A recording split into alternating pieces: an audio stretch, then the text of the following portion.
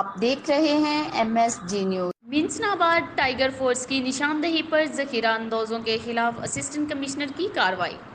منسناباد ذخیرہ اندوزوں ناجائز منافع خوروں کے قبضہ سے 11,000 سے زائد تھیلے گندم برآمد کروائی۔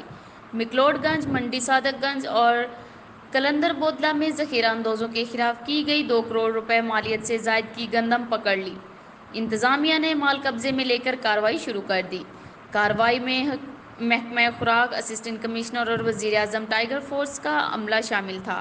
اس موقع پر اسسٹنٹ کمشنر نے کہا کہ گوداموں کو سیل کر کے گندم محکمہ خوراک کے حوالے کر دی۔ مہم کے دوران متعدد گوداموں میں چھپائی گئی کروڑوں روپے کی مالیت کی گندم برآمد کی اور مزید کارروائیاں جاری رہیں گی اور کسی کو بھی ذخیرہ اندوزی اجازت نہیں اور اگر کوئی ذخیرہ اندوزی کرے گا تو اس کے خلاف بھرپور کارروائی کی جائے گی۔ علاقائی مسائل پر نظر ہے۔ MSG نیوز کی مزید خبروں کے لیے دیکھتے رہیں MSG نیوز۔